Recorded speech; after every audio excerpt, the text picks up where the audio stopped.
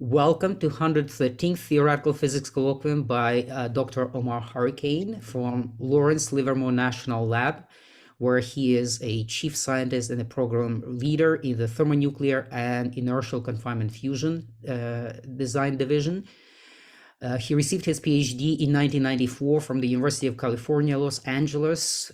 He later had a postdoctoral researcher position there at UCLA and became a senior scientist in 97. Since 1998, he is a physicist at Lawrence Livermore National Lab, program element leader since 2004, and chief scientist since 2014. Over the years, he received a lot of different awards. I will not be able to mention all of them. I'll just perhaps pick a few. In 2009, he received Ernst Orlando Lawrence Award for National Security and Non-Proliferation from the U.S. Department of Energy. In 2016, he became an elected fellow of the American Physical Society. He received Edward Teller Award from the Fusion Energy Division of the American Nuclear Society in 2021, and as a member of the National Ignition Facility Burning Plasma Team, he was a co-recipient of the John Dawson Award from the Division of Plasma Physics of American Physical Society in 2022. He's doing also a lot of professional service. For example, he's a member of the advisory board on the UCLA Quantum Initiative since 2021. His research interests include analytical theory, mathematical modeling, computational physics, plasma physics, hydrodynamics, high energy physics, high energy density physics, inertial confinement fusion, perhaps many other things that I'm missing here right away. So today he will be talking about how ignition and target gain greater than 1 were achieved in inertial fusion. And with that, I'll give the microphone to Omar. Okay, thank you very much for the invitation. It's a pleasure to be here. Of course, this is a large team effort, so we call our team the Indirect Drive ICF Collaboration. There are about 1,000 people involved from many different institutions highlighted here on my title slide. So although I'm giving the talk, just keep in mind this is a big science project. All right. Okay, I'm going to start with conclusions, and hopefully these bullet points will make sense to you more as the talk goes on. But what we've done on the NIF, the National Ignition Facility, in our ICF experiments, inertially confined fusion experiments, we've provided an existence proof of laboratory ignition and target gain. The key takeaways are that there apparently are no mystery physics obstacles standing in the way of ignition. We've done that by demonstration. And by ignition, which I'll explain more in the rest of the talk, we specifically mean explosive thermodynamic instability. And then by gain, we mean the energy out is more than the energy in. And there are many different ways of quantifying gain, and we'll get into that later in the talk. Furthermore, the theoretical prediction of where the physics parameter regime where ignition should occur, we often call this the loss and triple product, is actually consistent with our results. So their theory apparently is consistent with data in this instance. One of the key engineering aspects that was important for what we were doing, we found that laser energy at fixed power was very beneficial. And that's a little contrary to conventional wisdom, where laser power is often thought of as being the most important thing. The implosion physics, which we'll describe later in this talk, was more sensitive to engineering control of the laser and the targets than we originally thought. And this is a big part of our story. You'll see that was quite frustrating getting things to work over a period of about 10 years. So far, we've been unable to make very high gain, which also implies high compression targets to work properly. So all of the breakthroughs that I'm going to describe in this talk, we're using what we call low gain designs. But what's remarkable now is that we can talk about burning plasmas, ignition, and scientific break-even in the past tense. And that's really exciting if you've ever heard the joke about how fusion is 20 years away and always will be. All right, so what are we doing? What we're trying to do, we're trying to get high fusion yields, of course, because we want to get a lot of energy out. But to do that, in our particular case, we need to assemble a configuration of fusion fuel that's able to stop alpha particles. Okay, so the configuration of fusion fuel that we're trying to assemble is illustrated here on the right. We're trying to create basically a spherical configuration of cold deuterium-tritium fuel, forming a shell around a central hot core of deuterium-tritium fuel. I'm going to say DT for short, and we call that hot central core the hot spot. We're dealing with deuterium and tritium because it is the most favorable fusion reaction. That's illustrated here on this plot where the reaction rate is shown versus temperature. The DT fusion reaction produces a neutron, which takes 80% of the energy from the reaction, and an alpha particle, which is also a helium-4 nuclei, which is about 20% of the energy. So if we can create a configuration like I have cartooned on the right, of a scale about of 100 microns diameter in our particular case, the central hotspot is intended to stop about 70 to 80% of those alpha particles produced by this fusion reaction. And by stopping those alpha particles, you get some of that energy deposited back into the hotspot. And then the remaining 20 to 30% of those alpha particles hit the inside of the cold fuel and create mass that injects mass into the hotspot. The trick we're trying to play on Mother Nature is illustrated in this reaction rate plot. The particular reaction for DT is the curve shown in blue. Other reactions are shown here just for interest. You can see they're about an order of magnitude lower in reaction rate and require higher temperatures, which is why they're less interesting. But if we're able to stop the alpha particles from the DT fusion reaction in the fusing region, like I said, we get some of that energy from that alpha particle deposited where the fusion is going on. That causes heating, and it causes the temperature to go up. We call that self-heating.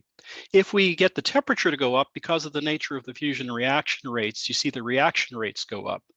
Well, if we get more fusion reactions, we get more alpha particles. And if we can stop those alpha particles, we can stop their heat in the fusing region.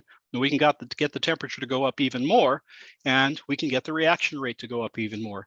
And that feedback mechanism, if it's a gentle, if we barely get that feedback mechanism to work, we call that self-heating. If we get that feedback mechanism to work robustly, we call that ignition. So, and that's what we call a thermal feedback loop. We're making it hot, makes it even hotter, and you basically get an explosive increase in temperature and reactions. And that's essentially what we're trying to achieve. This isn't easy to do, however. The conditions needed to be able to stop these alpha particles and get this feedback mechanism to kick in require a hotspot areal density of density times radius of about 0.3 grams per centimeter squared, a peak central density of over 100 grams per cc.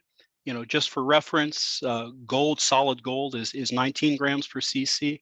And we need a pressure of about 400 gigabars. That's 400 billion atmospheres. That's over twice the pressure at the center of the sun. So not easy to do. So how do we even have any chance of doing this? So this is how we do it. We use a process called indirect drive inertial confinement fusion. And ICF is the acronym that we generally use for that. We use X-rays to accelerate and ablate a capsule of fusion fuel to extreme velocity. The cartoon of the steps is shown here. First, what we have is a configuration of a central capsule with fusion fuel inside, surrounded by a gold metal can, or it's sometimes also depleted uranium. The can we call a Hall-Raum. The lasers from our facility deposit energy through apertures at the end of the Hall-Raum to the inside of the can. We deposit a fair bit of laser energy. We'll go into what that energy is in a moment. That energy, once it's absorbed by the inside of the can, is converted to X-rays because the laser light is absorbed where the frequency of the laser matches the plasma frequency of the material or the plasma that's generated inside. That converts the laser energy to a bath of X-rays, and the X-rays surround the capsule, and this sort of becomes like an oven of X-rays cooking the outside of the capsule. Those X-rays ionize the outside surface of the capsule, cause all the electrons to be ripped off the atoms of the capsule material and heats that plasma to high temperature, creating a very large pressure. Typically for us, the pressures we generate on the outside of the capsule are 150 million atmospheres, 150 megabars. And we call that pressure the ablation pressure. That basically is surrounding the capsule on all sides, and it squeezes it inwards upon itself and accelerates it to high velocity. Typically, the velocities that we generate in our implosions are 300 to 400 kilometer per second peak implosion velocity. And this process, I've already kind of used the term implosion, this process of squeezing this shell of material up, accelerating it to high velocity, is what we term an implosion. And the physics of implosions are kind of a key part of making ICF work. Okay, but you can see eventually that implosion squeezes up to a point where there's nowhere else to go. And so all the kinetic energy that was acquired by the shell of material flying inwards upon itself has to be converted into internal energy because it basically comes to a stop. We call that process stagnation, where all that kinetic energy is converted into internal energy. And it's at that moment we're able to generate these very high pressures and very high densities required to get that thermal feedback loop that I described on the previous page. Okay, so I'm going to go through some terms that are often confused and conflated just so we can better understand the rest of the talk. So you might have heard these terms used interchangeably, but they all really mean something physically different. So let's go through them. Burning plasma.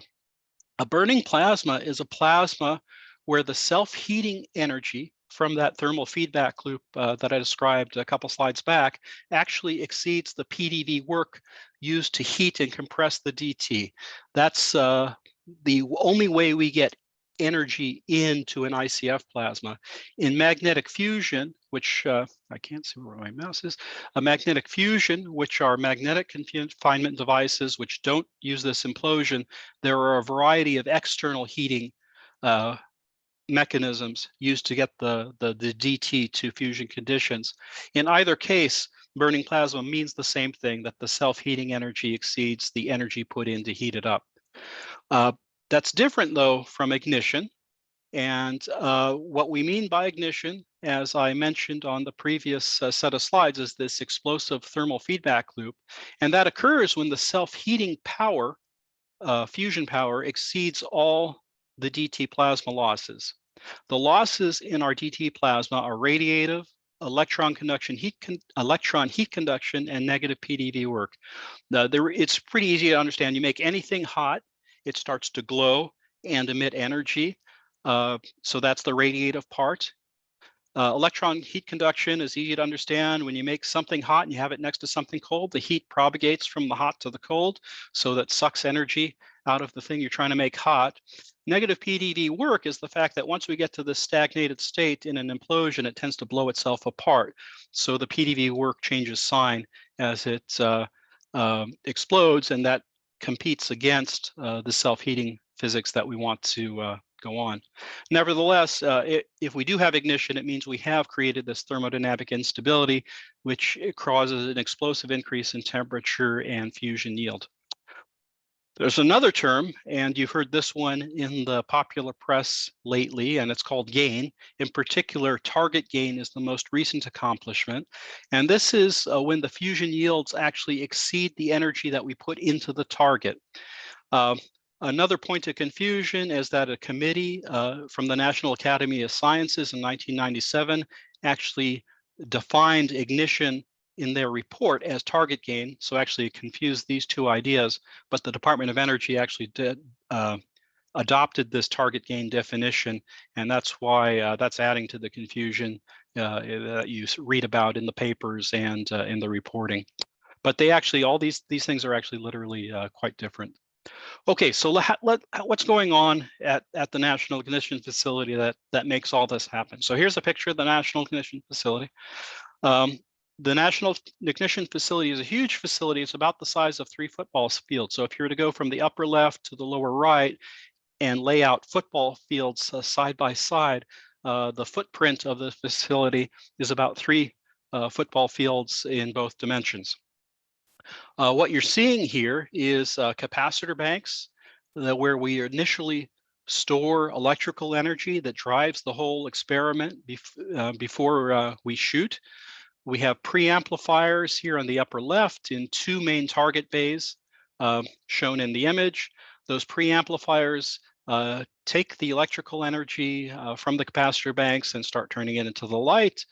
We have main laser amplifiers in the lower right of this image that takes the preamplified light and then bounces the light back and forth and adds energy to it using flash lamps. After bouncing back and forth many times, the light enters what's called the switch yard, and which contains beams, these periscope-like assemblies that have mirrors that bend the beams towards the target chamber. Okay, now we're going to talk about the different stages of energy, because there's a huge loss of energy that goes on from the initial charging of these capacitor banks to our final experiment. So we charge these capacitor banks with 300 to 400 megajoules of electrical energy. That electrical energy is turned into 3 megajoules of red light, and that's the light that's bouncing back and forth in the main amplifiers. That red light then goes through what we call a tripler, which is a set of lenses that convert the red light, which we term 1 omega light, to frequency tripled 3 omega light. And it's 3 omega light that actually ends up in our experiment. Because that tripler is not completely energy efficient, instead of getting 3 megajoules of light out of the tripler, we get 2 megajoules of light, and we term that 3 omega light blue light. That's what enters our Hall-ROM target. And you can see here the size of our typical target with the human fingers in the image to give you an idea of the scale. The actual Hall-ROM target, where'd that mouse go? There we go, is only about 1 centimeter in length, and it's about 0.6 centimeters in diameter, although we vary the geometry of these often. Okay, that X-ray, that laser light enters the laser entrance holes at the top and bottom of this Hall-ROM. As I illustrated in one of the previous slides, the laser light is converted to a bath of X-rays. Because of the difference in surface area between this Hall-ROM and the fuel capsule inside the center of the Hall-ROM, which again is shown in this image on the lower right with the human finger for scale, only about 250 kilojoules of energy are absorbed in the form of X-rays by this capsule. Finally, the fusion fuel is actually inside this capsule. Most of this capsule is turned into plasma. About 95% of it is turned into plasma. So that consumes a large amount of energy. And as a result, only about 20 kilojoules of the initial energy that we started with ever finds its way into the DT fusion fuel. So you can see there's this humongous loss of energy from the 300 to 400 megajoules of electrical energy that we started with to 20 kilojoules that we actually get into the fusion fuel. And we go from a facility the size of 3 football fields to something that's, well, this capsule here is about 1 millimeter in radius, and we squeeze it up to something that's about 100 microns in diameter, remembering like 100 microns is about the diameter of a huge human hair. So there's a humongous difference in physical scale, and there's a humongous difference in energy difference as we start from the electrical energy that we start with to the energy that ends up in the fuel. The reason we do this is because the whole principle of inertial fusion is to sacrifice energy for energy density. So we are losing a lot of energy, but we gain energy density, and that's how we can get pressures that far exceed the pressures at the center of the sun. Okay, because there's that huge cascade of energy going from the capacitor banks to actually what makes it into the fusion fuel, there are a number of gain metrics. Remember, gain is energy out over energy in. Because there's this huge difference in scale, you can naturally ask, well, energy out of what, energy into what? That's a relevant question. So for those of us who work in this field, there are 3 gain definitions that we normally use to describe the different layers of the system. So illustrated on the right of this slide, I talk about the three main gain quantities. We have the target gain, which defines the fusion energy out as compared to the energy shot into the target, which is the Hall-ROM with the capsule inside. That's kind of the largest volume of the target. We have capsule gain, which is the fusion energy out as compared to what was absorbed inside the capsule or into the capsule.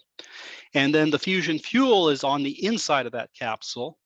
And so you can define a fuel gain, which is the fusion energy out over the energy that actually ever made it into the fuel, which is kind of on the order of that 20 kilojoules I mentioned earlier.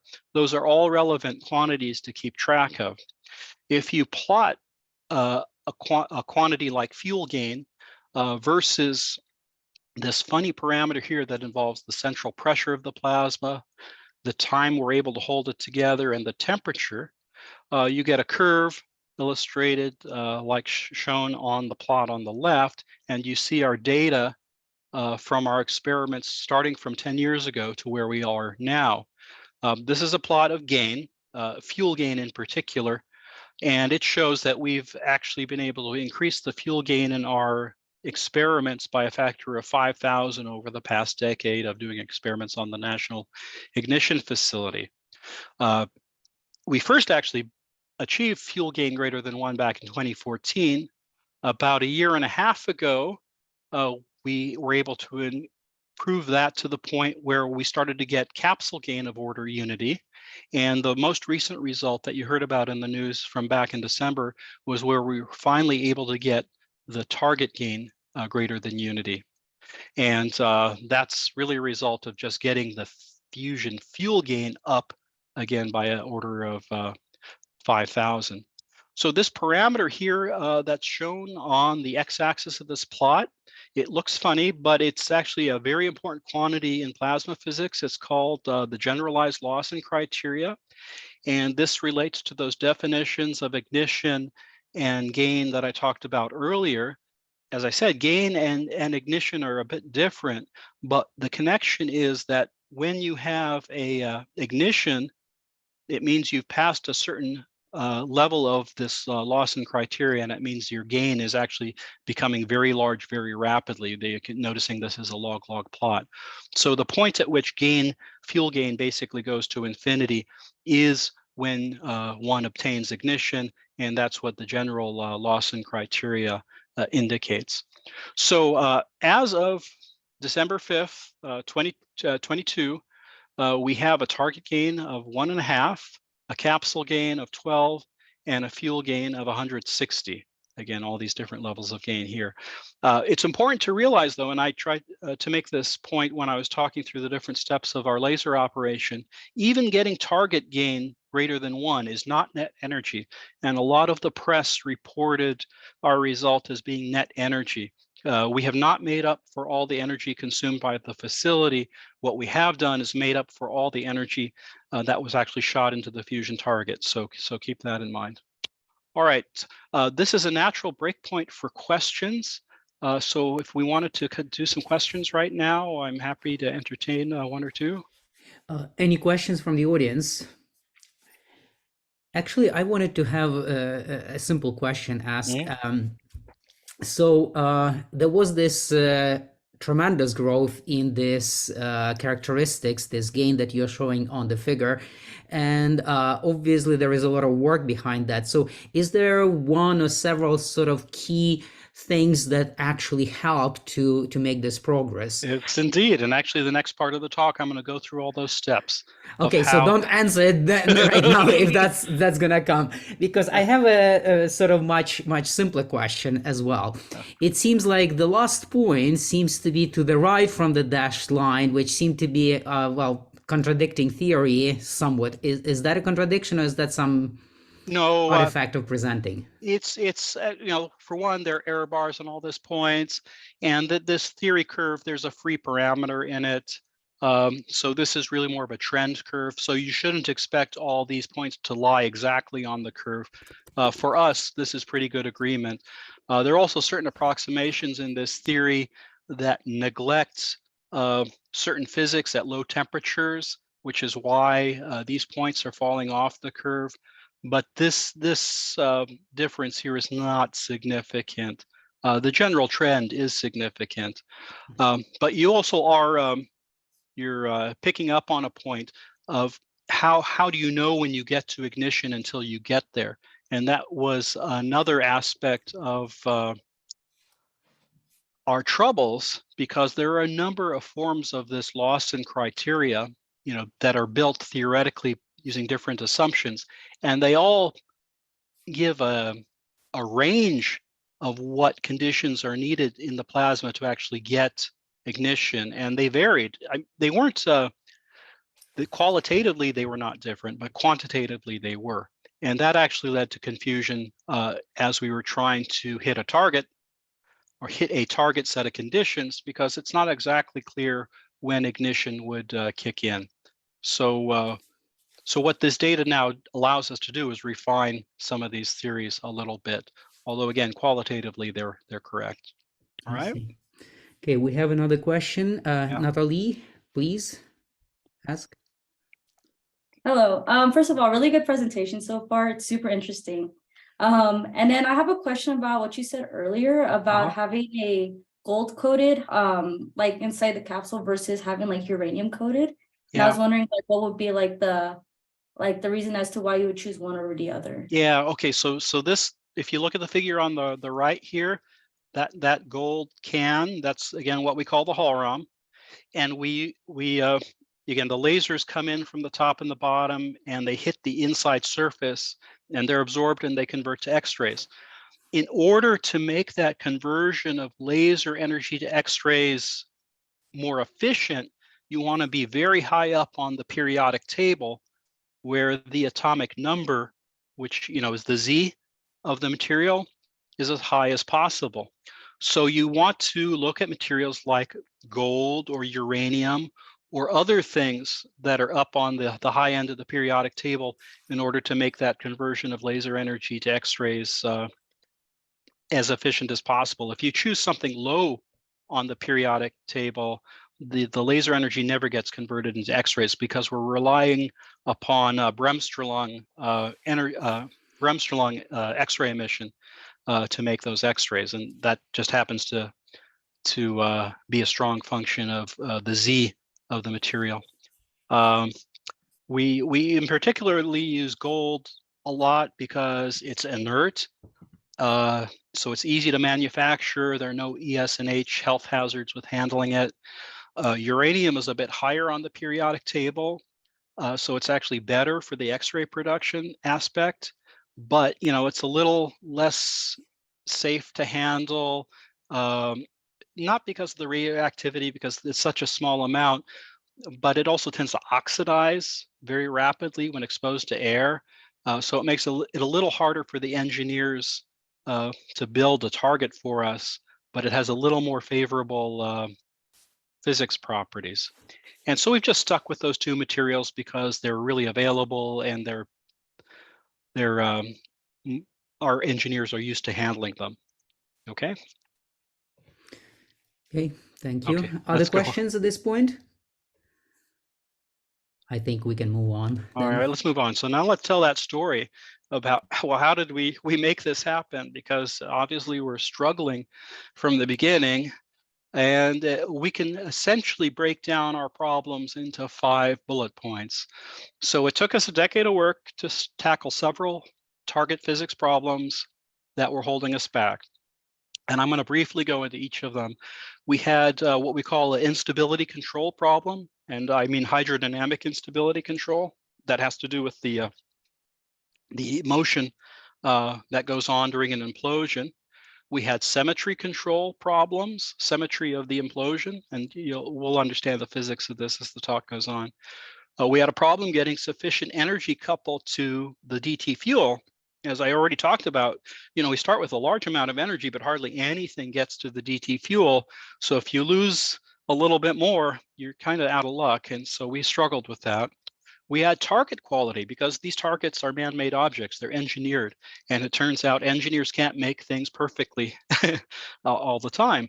And we also have this problem with ultra-high compression, which if we could have made it work, it would have shortcut our studies, but we are still struggling trying to make high compression work. So we had to take on a different strategy. All right, so let's talk about one of the fundamental aspects of how we do apply some control on our implosion. And we apply some controls through this laser power versus time that we refer to as the laser pulse shape. So as I said, in indirect drive, we have this Hall ROM, which absorbs laser energy, creating X-rays. That the X-rays hit the ablator, which is the outside of the capsule. And then we drive it with this laser pulse, which actually controls the temporal evolution of the X-rays inside the Hall ROM and what we term the ablation pressure that's driving the implosion inwards upon itself.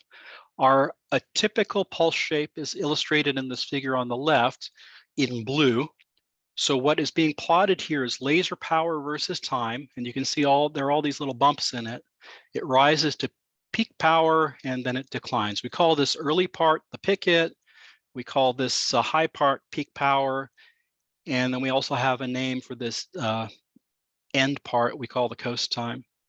The reason why these are important is because we can affect some control over the way the implosion behaves by designing, sitting here with a computer and changing these things till we get the properties we want. So we're designing all these little bumps and wiggles to get to the conditions that we need to get ignition to occur. The three main parts of the laser pulse that we need to control are what we call the foot, which is this early part of the laser pulse, which ends up controlling the hydrodynamic instability, or not controlling, but giving us leverage over the hydrodynamic instability, and a majority of what's termed the fuel entropy, which is a measure of the thermodynamic state in our fusion fuel. We refer to this fuel entropy as something called the adiabat, and in some of the equations, it will show up as an alpha IF. What that means is we can control how squeezable the fusion fuel is. If you have a high entropy and a high adiabat fusion fuel, it means you've heated it up a lot and you've made it harder to compress. If you have a low entropy fuel and a low adiabat, you've engineered a situation where that fusion fuel is easier to compress. And so that is a knob, a physics knob that we play with, again, to get the conditions we need. And that's controlled by the early part of this foot. The reason this foot controls the stability and the entropy is because the laser power is converted to X-rays, as we've said many times now. Those X-rays increase the temperature, the radiation temperature inside the Hall ROM. So if you look at this equation on the lower right, the ablation pressure that's squeezing our capsule up is related to the temperature inside the Hall ROM, the radiation temperature in particular, and some of the properties that the capsule is made out of, like the atomic number of the capsule, the atomic mass, and the albedo, which is a measure of how effectively a material absorbs X-rays and then rejects them. So a high albedo material rejects a lot of X-rays. A low albedo material would absorb a lot of X-rays. And for the ablator, you want it to absorb X-rays as much as you can, because that converts the radiation into pressure. Okay, so that pressure is controlled through the time evolution of the radiation temperature, and that's shown here in the red curve on the left. So by rapidly increasing the temperature, we get a rapid increase in ablation pressure, and that launches shocks into our implosion. And those shocks actually can change the entropy, and we can design how those shocks are hitting the fuel to control the adiabat and the stability. Okay, the rise to peak power, that controls the implosion velocity. And to, as I said before, we want to get to 300, 400 kilometers per second velocity, which is quite fast. And that's how we get high pressures at the end.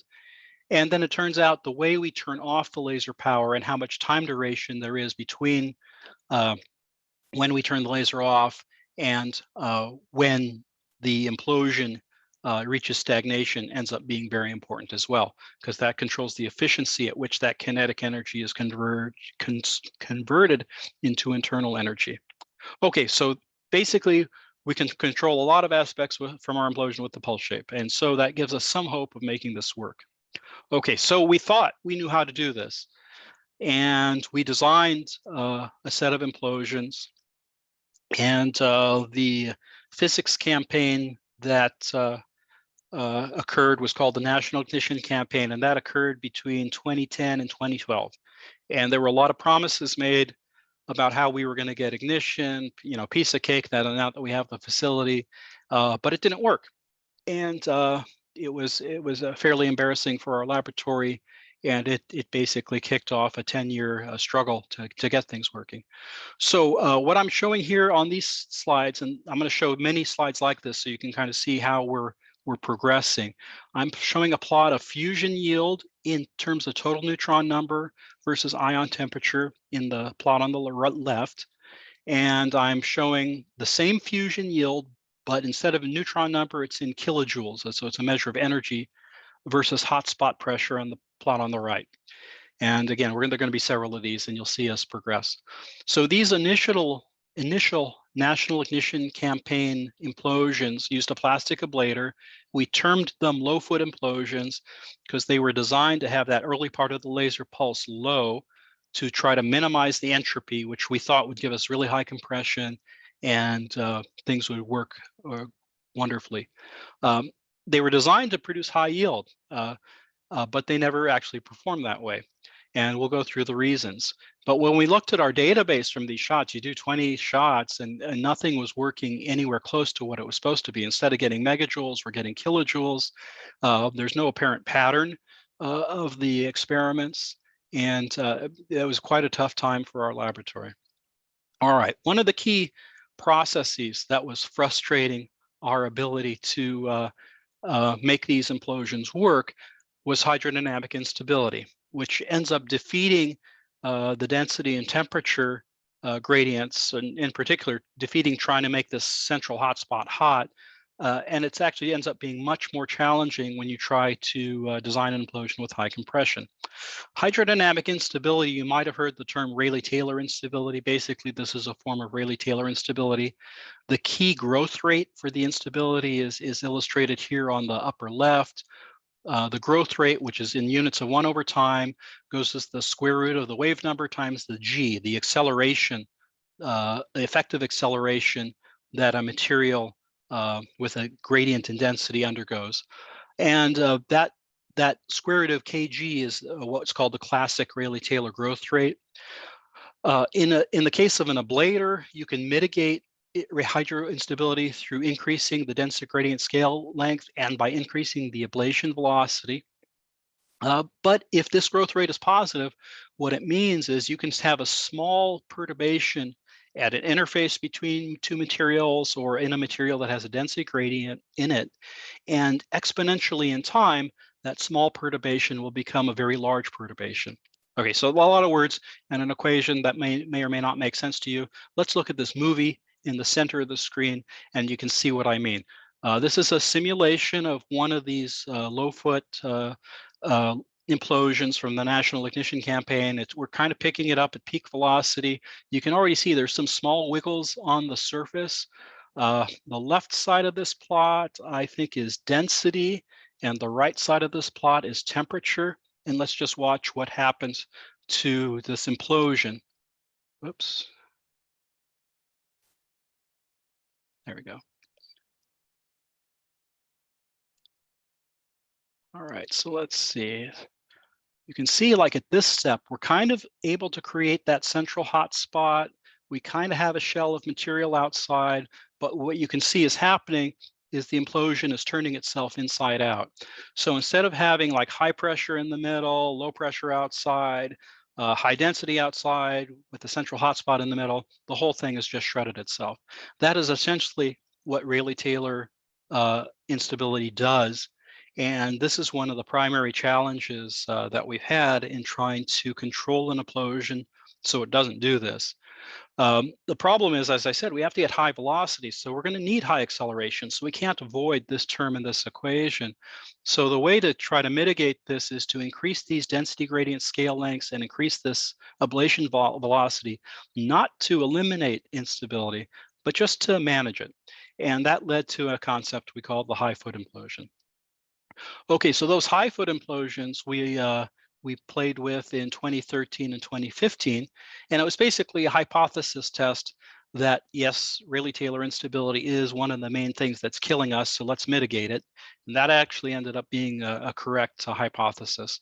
So you can see in this plot of fusion yield versus temperature, these high foot implosions in green, we were able to increase the fusion performance by a factor of 10, nearly double the temperature, get the pressures, which were below 100 gigabar before. We can now approach 300 gigabar, so we're already passing the pressure at the center of the sun.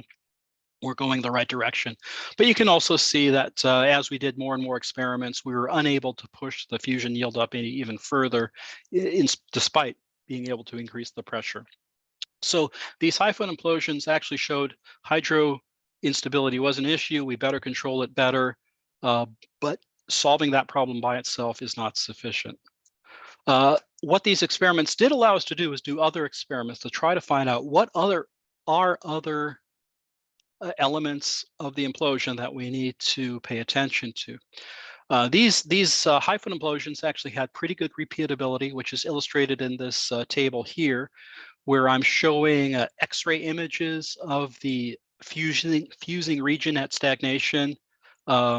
These are 20 X-rays above 20 keV energy hitting a CCD detector. It kind of gives you an idea of the shape. These are neutron images where you're seeing the 14 MeV neutrons from the DT fusion reaction, and then you see this halo around them, which are 14 MeV neutrons that have scattered off that fuel that surrounds the hot spot, giving you some idea of that cold fuel configuration. And I have fusion yield and temperature on the bottom two rows. Basically, this slide shows that when we do a series of repeatability experiments at the same power and energy, we more or less get the same performance. In detail, you can see the shapes are a little different, and maybe only to one significant figure are getting the same yield and temperature, but it's basically repeatable. And we did 2 sets of experiments, except for one where there was a laser misfire and it didn't give the same shape or behavior. So because we have semi-repeatable experiments, we can do studies. One study we did that ended up being very important to our understanding was a study of what we call coast time, which is this time duration at the end of the laser pulse. And it ended up being something that was quite important, although it was neglected by the community up until this time. So we did several experiments where we have more or less the same laser pulse at early time, but we make some changes at late time using this platform to study what happens if we conserve energy, but we conserve energy by having higher power over a shorter time, or lower power over a longer duration of time. It's the same amount of energy, but how does this time difference at the end of the laser pulse influence our implosion? Well, because of this connection between radiation temperature and power through the Hall-Raum, the longer duration, lower power pulse has a higher radiation temperature at late time, which helps hold the ablation pressure up at late time. And there was a hypothesis that we had that's important. Sure enough, when we do experiments and we look at the stagnation pressure that's created at the center of the implosion, as we change this time, we see indeed by minimizing the coast time, which means maximizing the time over which we keep the laser power on, even if we turn the power down, we get a better performance. And we decided, once we saw the initial set of experiments, we just explore this completely, and we saw that we could increase the stagnation pressures greatly by doing this. Again, the coast time is this duration between max compression, stagnation, and the end of the laser pulse. That's what this axis is. The physics of this, we did not understand at the time we did this experiments. It was an empirical observation. We understood the physics later, and it turns out the physics can be understood through mechanics, and the stagnation pressure turns out to be related to something we call the radius of peak velocity, which is on its way in. The implosion is acquiring velocity as it's accelerating, then it starts decelerating. The radius at which it has its peak velocity ends up being very critical to this pressure. And by minimizing coast time, we are minimizing that radius of peak velocity. And it turns out to give it a mechanical advantage. So with those tricks in mind, we moved forward. But we also saw we didn't have perfect control of the symmetry of the implosion. So we thought, well, let's work on that. So in 2015 to 2018, we developed a set of diamond ablator implosions using a different type of Hall-Rahm, what we call a low gas fill Hall-Rahm. It's made out of the same material as the other Hall-Rahm, so we fill it with a different gas or a different amount of gas. And because the ablator of diamond is a higher density than plastic by about a factor of 3, we can make the ablator much thinner. Because the ablator is thinner, our laser pulse can be shorter. And again, we hypothesized with a shorter laser pulse, we can control symmetry better. Doing these experiments, we see our yields go up again. We got a factor of 2 increase in fusion yield. We got a factor of 2 increase in pressure. And that was a significant improvement. But like before, the fusion yield saturated out, and we weren't able to push up much beyond this. This is because despite improving symmetry control, we still had symmetry control problems. And this slide here just kind of gives you an idea of the zoology of the different implosion asymmetries that we have suffered through. And this is what we mean by asymmetry, and I'll talk about why this is important in a moment. So we improved symmetry control with diamond ablators. HDC is actually an acronym for diamond. It means high density carbon. And these low gas fill Hall-Rahms, but we still had challenges. So this plot here shows data from some of our experiments. These are what's called fluence compensated downscatter images. Again, the 14 MeV neutrons hit the cold fuel, they scatter, and they head towards the detector. And if you subtract out the direct 14 MeV neutrons, you can get a better picture of the morphology of the cold shell of fuel surrounding the hot spot. You can see it's not round in most of these cases. And then we have some simulations from my colleague Annie Kreitzer, which can, to a degree, match most of the experiments. Again, not super round, except for maybe this one. So we're still struggling with symmetry control. Okay, this symmetry control matters not because it looks funny, but because there's an energetics consequence to not having a good symmetry control.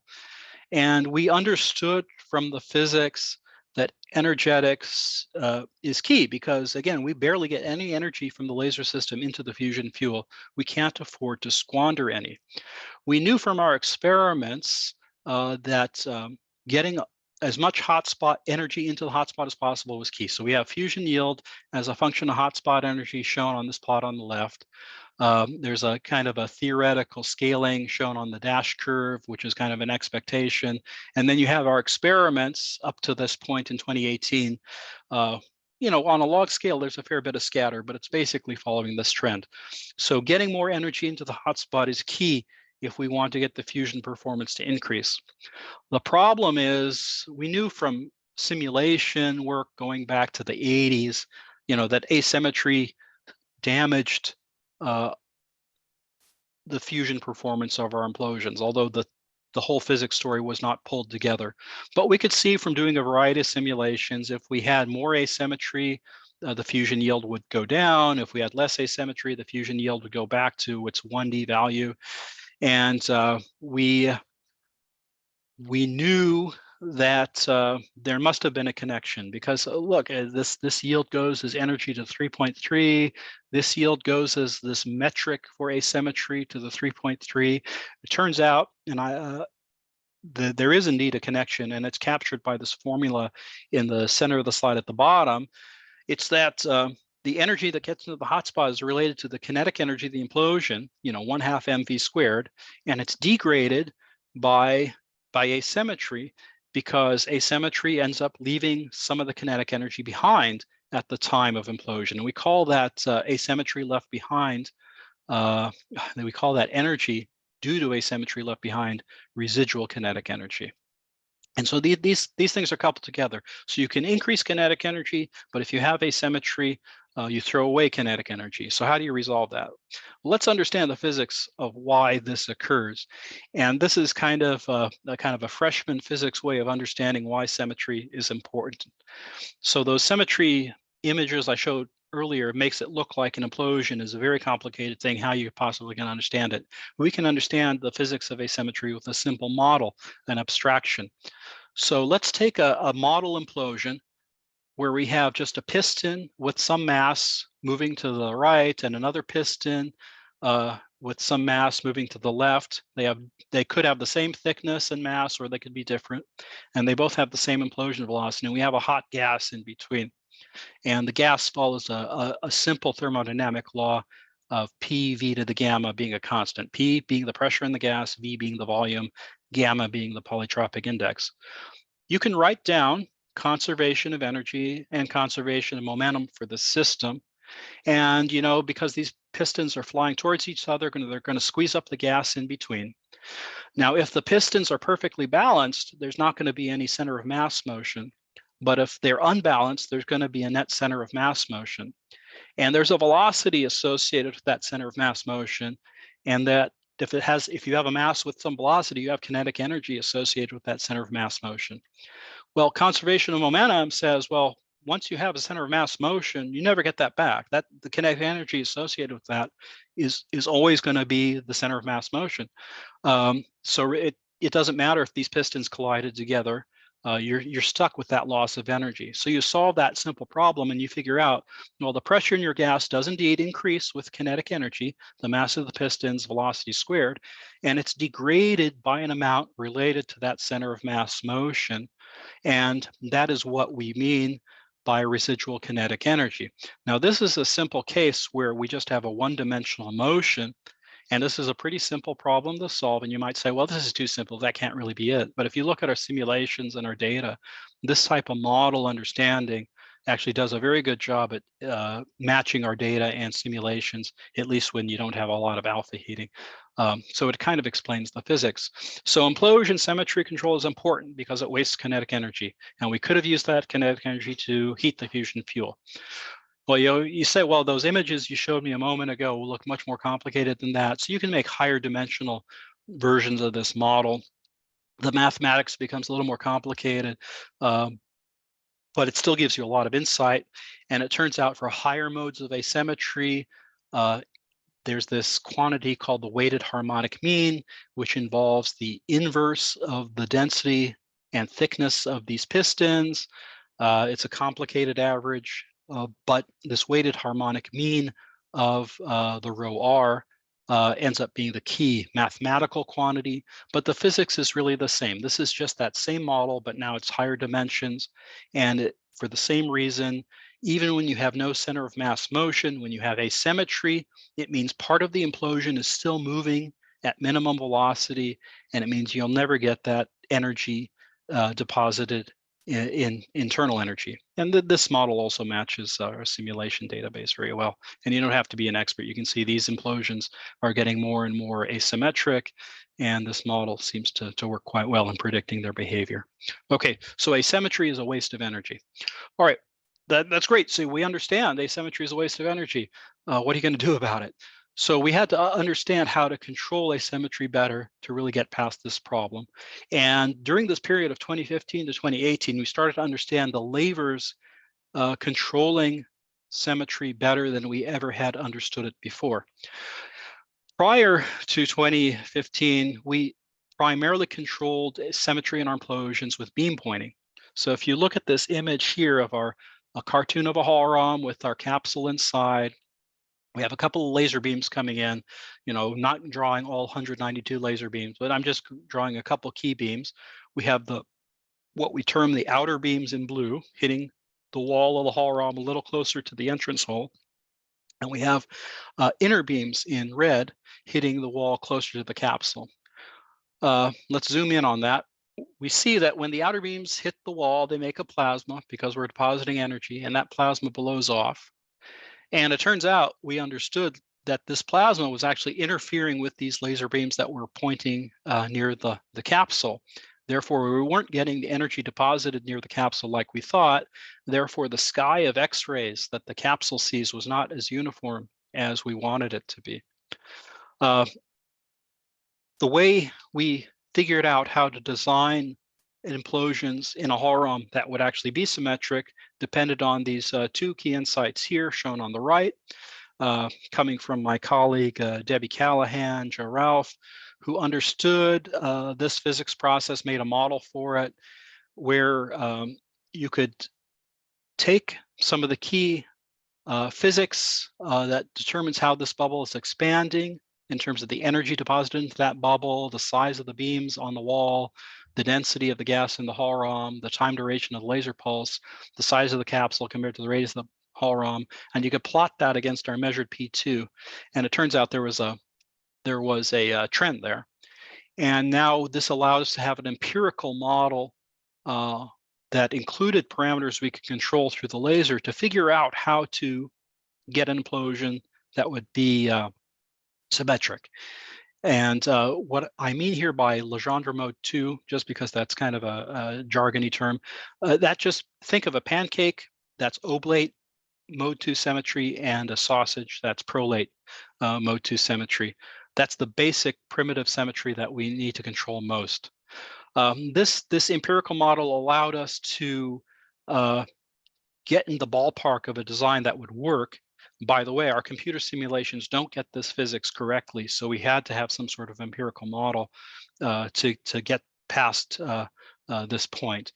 In addition to that model, we learned that we could use a cross-beam transfer, which is a laser plasma instability that where these beams overlap, we could take energy from one set of beams and deposit it into the other if we changed the wavelength of the light in these two beams. And if you don't have any wavelength difference between these two beams, you're not getting transfer from the outers to the inners. But if you can change the wavelength of the light by 1 angstrom, you can deposit more energy into these inner beams and get more energy where you want it.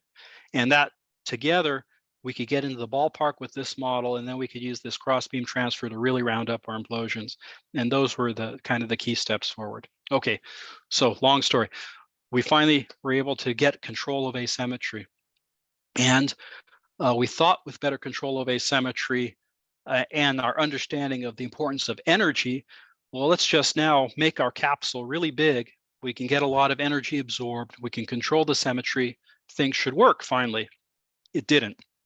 So we did some experiments in 2018 and 2020 with this better understanding of Hall-Raum symmetry control, making the capsules bigger to get more energy in.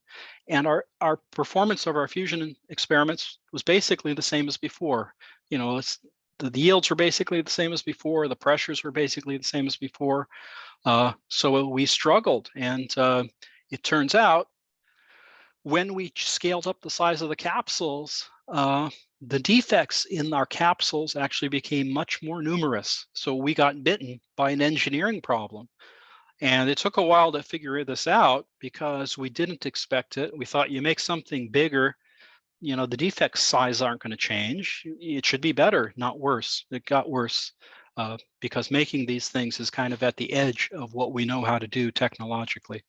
So if you take one of our capsules here, one of these diamond capsules, and look at the through thickness, it turns out these newer, larger capsules had a bunch of voids in them. They had a whole bunch of high Z particles in the carbon that shouldn't be there. Sometimes they had big holes. Sometimes the surfaces would look like the surface of the moon. And as a result of that, these are all seeds for hydrodynamic instability, which we tried to mitigate many years ago. And we made things worse for ourselves. Here's a movie of one of the experiments. You can kind of see what these features do. So what you're looking at is X-ray images. This is a movie as a function of time. As I've talked about already, we want a central hotspot. But when you have these defects, you know, especially one of these really big defects in your capsule, they create a hydrodynamic feature which is amplified by that Rayleigh-Taylor instability growth, and it throws material from the ablator into the central hotspot.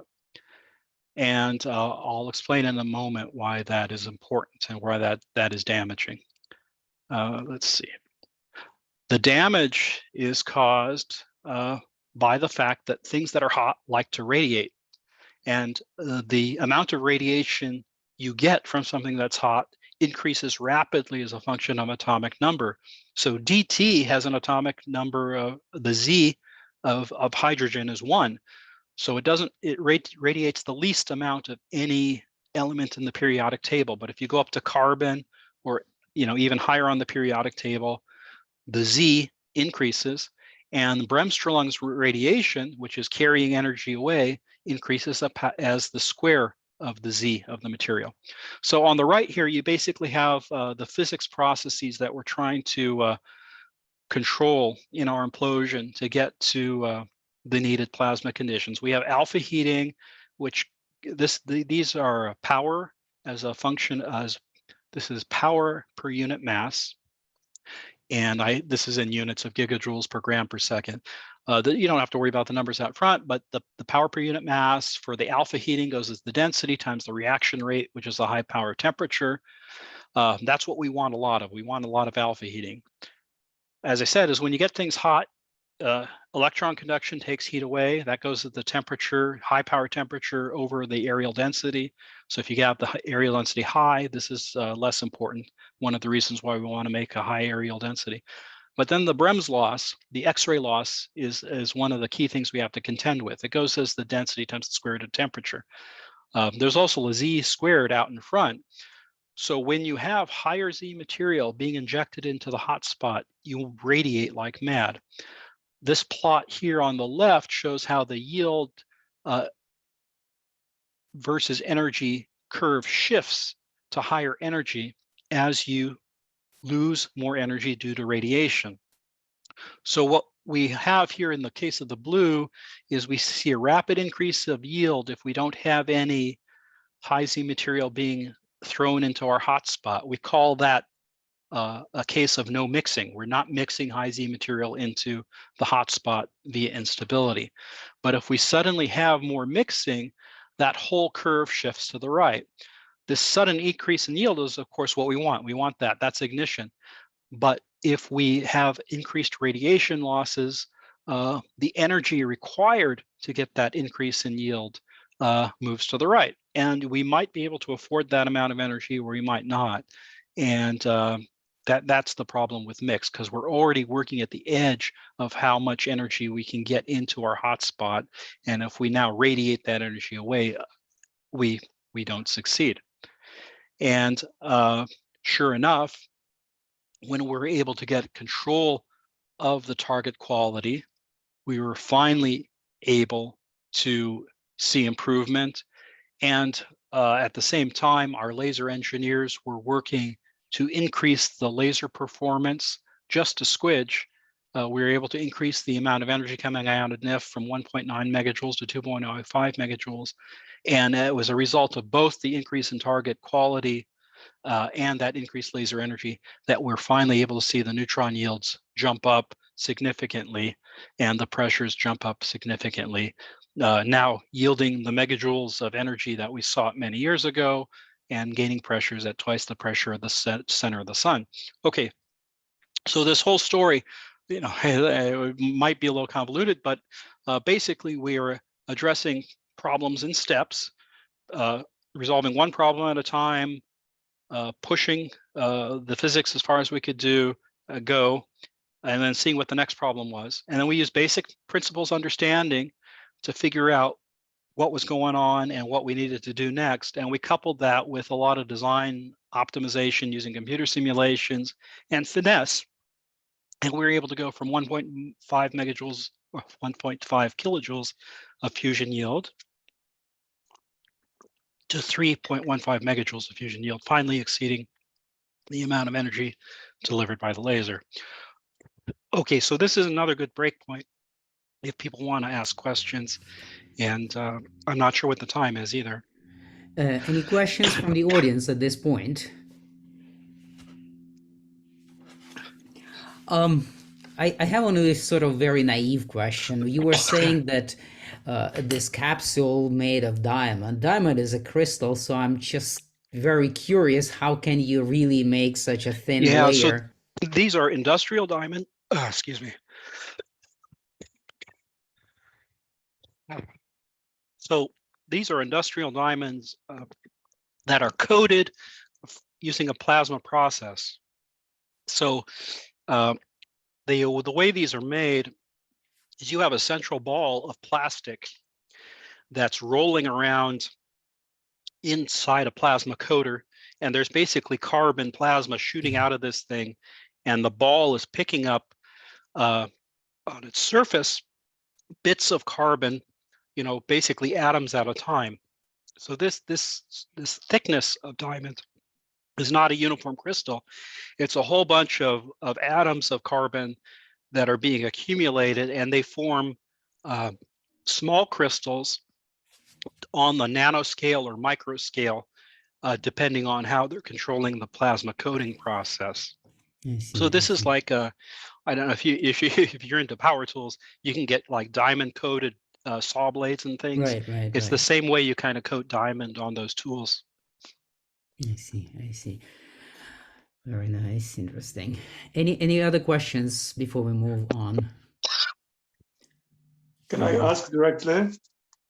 Please go ahead, Pavel.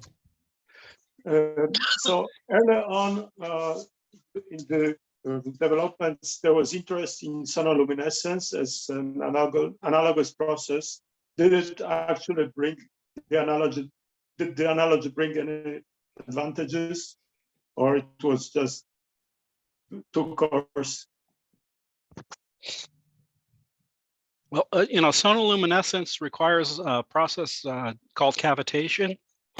You have if you kind of think of a solid sphere of liquid and you get it vibrating, you can cause the center of the liquid to basically become a vacuum. And then you can get shock waves to bounce in and out. Excuse me, I'm kind of recovering from a cold. And those shock waves can hit that low density region at the middle and create high temperatures.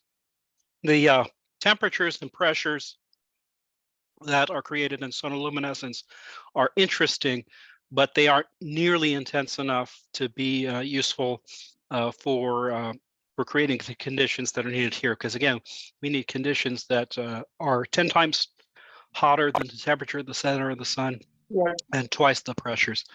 Right, and it sounds that the mechanism is different. It's different, although shock waves compression. are involved in both. So shock waves are involved in sonoluminescence and cavitation, and shock waves are part of our processes too. Okay, thanks. Okay, I don't think we have other questions, so we can move on, I guess. Okay, so let's move. I just have a couple more slides. We can conclude. All right, so this is basically the broad view steps. I haven't really told you the design that actually worked, so I'm going to show you that now. Excuse me. Well, I'm going to mute for a second so you don't hear me blowing my nose.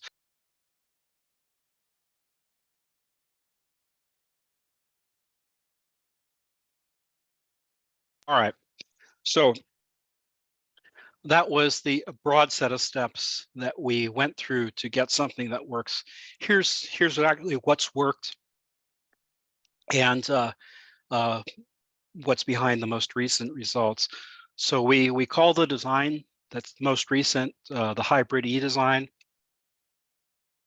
Hybrid stands for high yield, big radius implosion design. It's all the records that you might have heard coming from our laboratory the last couple of years are from this design. This is an actual engineering drawing from this design. Again, in a broad sense, it looks a lot like what I've showed before. It's a capsule in a hull room. What matters here are the details of the dimensions of the different components. The pulse shape is shown here. This is the detailed pulse shape from our record shot from a year and a half ago, which was actually the first implosion to get ignition. that led to the gain greater than 1 from just a couple months ago.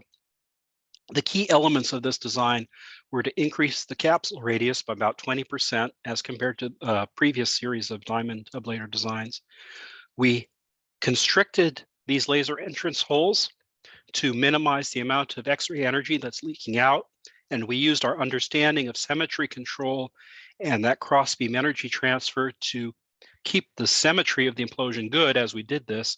Our previous experience with making these laser entrance holes smaller led to poor symmetry control. We used that understanding of coast time, where we learned we really need to kind of keep the laser power on longer, even if we have to lower the power, and that really helps the implosion convert kinetic energy into internal energy. And all of this resulted in a significant increase in hotspot pressure and temperature and so forth.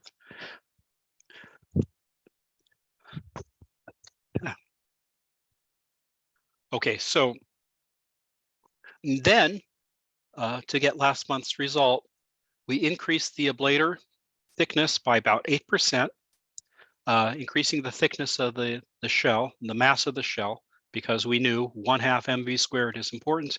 If you can keep the same velocity, increase the mass. In order to get the same velocity with a thicker shell, we needed more energy, and the laser engineers had been working on that capability since 2015 or 2016. We were finally able to use it, so 8% more energy. And then again, using our understanding of symmetry control, we were able to get our 1.37 megajoule result from a year and a half ago, pushed to 3.5 megajoules. What I'm showing here on this plot are three-dimensional reconstructions of the neutron emission, comparing the shot from a year and a half ago to the shot from December. And you can see that red is more intense neutron emission, blue is less intense. You can see the experiment from a year and a half ago is a little more oblate. And the most recent experiment was very round, basically one of the most round we've ever done, and with more energy and more kinetic energy than we ever had before. And that got us our record gain performance. Again, the key aspect or the key difference in terms of the laser pulse between these two experiments is shown on the left. This is laser power versus time. The only difference is this increase in laser energy at late time between the two. And now if we look in the Lawson parameter space, or the generalized Lawson parameter space, which is a plot of pressure and time versus temperature, the Lawson criteria for ignition shown in blue. You can see the majority of our experiments were not igniting, which is the story I've told through this talk. But recently, we've not only passed the ignition criteria, but we have several shots that are well above the uncertainty in where that Lawson criteria is. So we actually have about 4 shots now that have ignited and created igniting fusion plasmas. And one of them, the most recent, is the one with a high gain. So that's great. As I said at the beginning of the talk, or near the beginning, we haven't solved all the problems, however. In order to get the gain or the fusion yields up significantly higher, we really need to be able to get higher compressions than we've been able to do so far. And all of the record results and all of the experiments we've done that have been successful the last 10 years have been with low compression, low gain designs. So there's a theoretical limit as to how good we'll ever be able to do unless we can solve this problem. What I'm showing on this plot is a plot of measured compression versus the adiabat. And there's a theory curve here. And you can see that most of the experiments we've ever done, at least at the time of this publication in 2021, were far below, well outside of uncertainty, experimental uncertainty, than theory. So almost all of our experiments have never really compressed like we expected them to do. And we're still trying to understand this. And really, if we want to increase the burn efficiency, which the burn efficiency goes as the areal density over areal density plus 7 in grams per grams per centimeter squared units. We need to increase the areal density, and increasing the areal density by more than what we've been able to do requires compression. And we don't understand this though, so there's more work to do. So this is kind of the end of the beginning, and in order to get really high fusion yields, we're going to need to solve this. Okay, so that's kind of the end of the talk and kind of the end of my voice. So that's kind of the story. The big takeaway here, what's remarkable now is, we've had this joke about fusion always being 20 years away, but we're now talking about burning plasmas, ignition, target gain greater than 1, which is what we call scientific break-even in the past tense. That's kind of exciting. I mean, never thought, certainly when I started as an undergraduate, never thought I'd be part of something like this. The details, again, these are the bullets I went through before. There are no mystery obstacles, no mystery physics obstacles standing in the way of ignition, proof by demonstration or gain. We've done both. The theoretical prediction of where ignition should occur is consistent with our results. We've learned a lesson that laser energy at fixed power is very beneficial.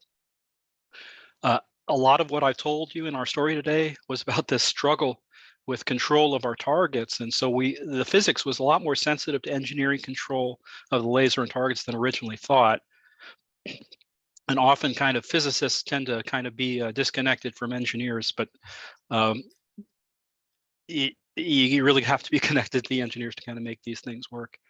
And so far, our high gain, high compression targets have not worked at all, and we don't understand why fully. We have hypotheses. And also all the breakthroughs that I've described have been using low gain designs over the last decade. Okay, so with that, I'll conclude, and I'm happy to take any kind of other questions. Thank you so much for a very nice presentation. We have some questions, so Hongyi, please, you start. Thank you very much for the very interesting talk. It was really interesting story of achievement. So I'd like to ask you about the question of the overall time scale of the actual experiment. Yeah. Do you have many such events continuously going on in one experiment, or it is kind of a single event happening for each person? That's an excellent question, and I'm sorry I didn't describe that earlier. So when we do one of these experiments on the NIF,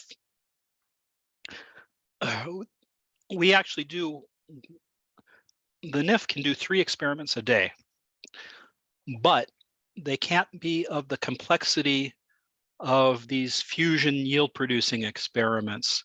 So we can do, the NIF can do about 3 experiments a day of simpler types of experiments, and there are a bunch of different experiments that go on the NIF, not just these fusion yield producing ones.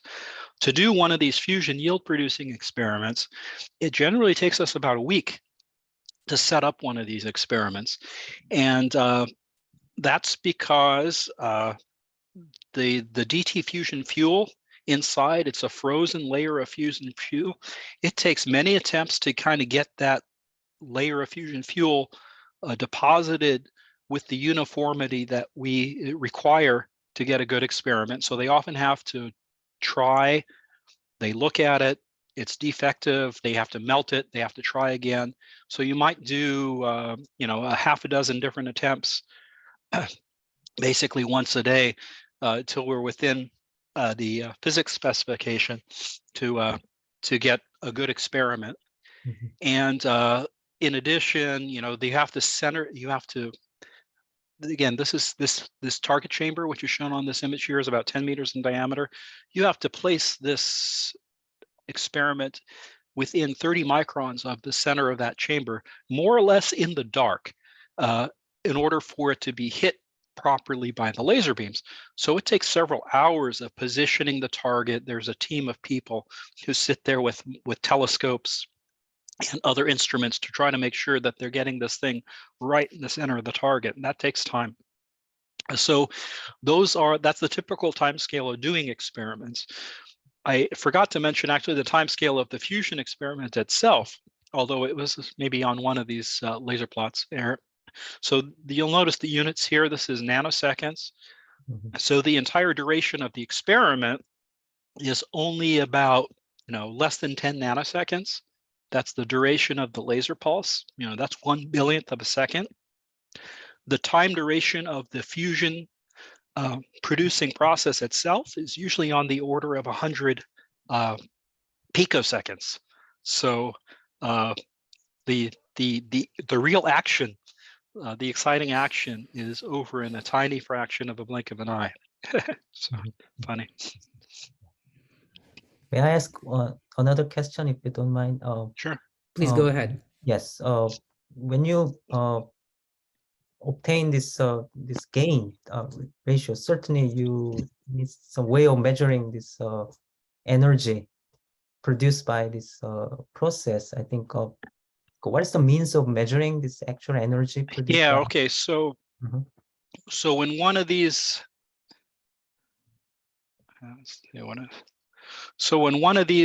implosions stagnates, you get these high densities and high pressures, you start emitting X-rays and neutrons.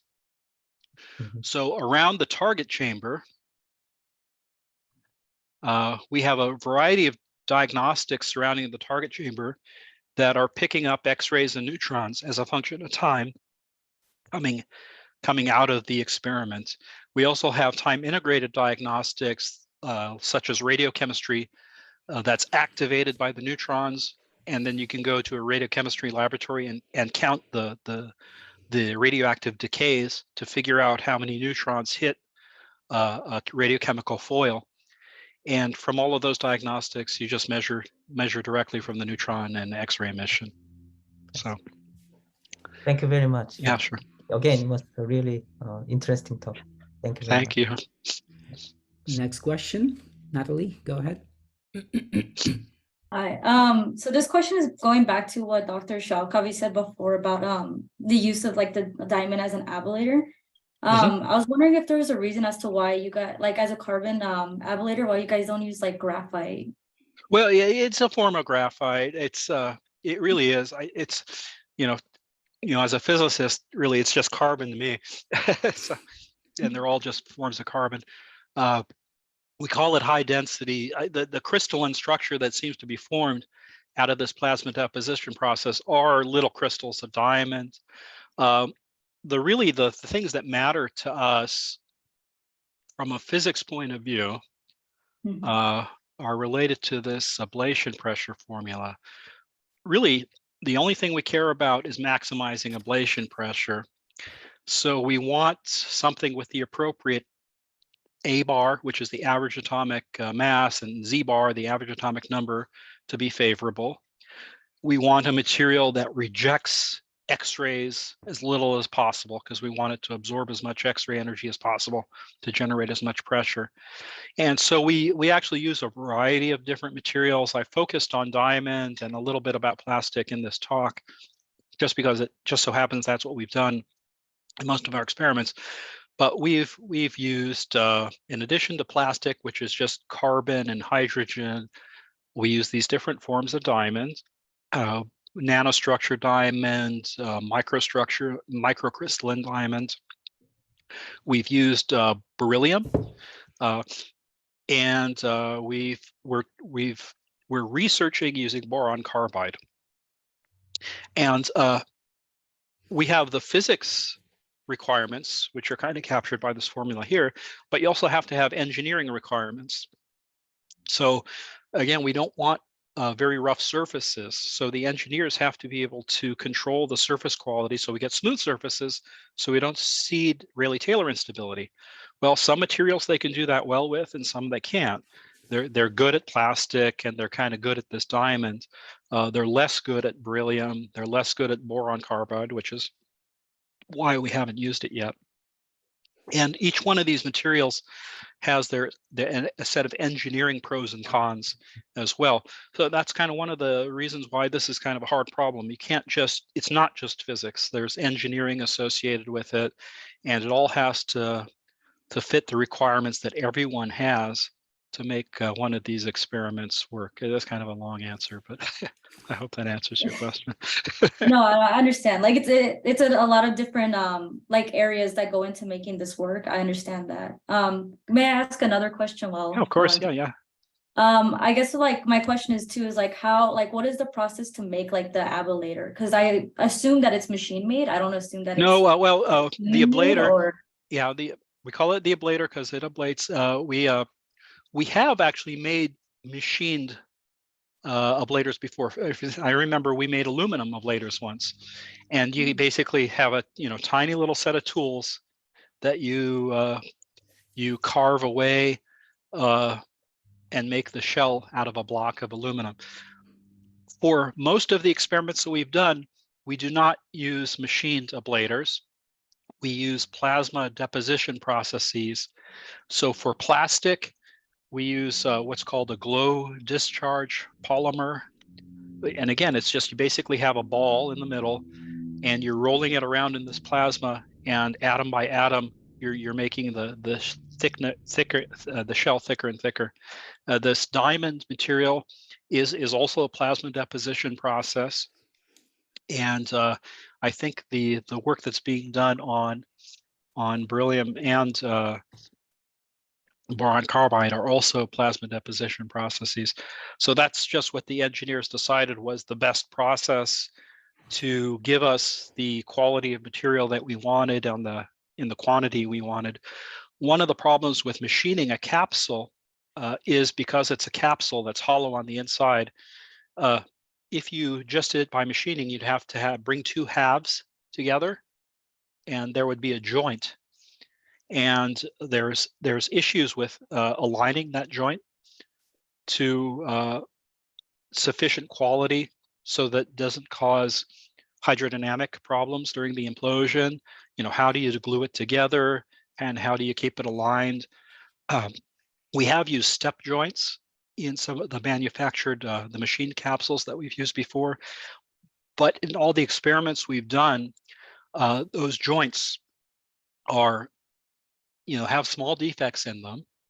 And the hydrodynamic process of Rayleigh-Taylor instability amplifies those really small defects into huge jets of material that, again, shoot into the hotspot and cause us problems. So it just seemed like plasma deposition was a better process for our needs at this point. Okay, thank you. Sure. Okay, thanks. Any other questions? Maybe one last question, a bit provocative. In terms of achieving eventually commercial fusion and energy from these processes, what do you see as, I don't know, most likely scenario how this will play out? Yeah, it's not controversial. I think that's a good question to ask. The press, unfortunately, overemphasized fusion energy, clean energy. It's understandable that the public is interested in that. The National Ignition Facility was not built to be an energy research facility. This is a basic research facility. Most of our funding, actually all of our funding, comes from the national security complex. So we do these sorts of experiments for national security purposes. Of course, the physics and a lot of us who are working in this area are interested in clean energy and fusion energy, but that's not why the facility is built. In order to make this useful for energy production, there are a number of things that have to be done. First, we need a laser that's much more energy efficient than the NIF.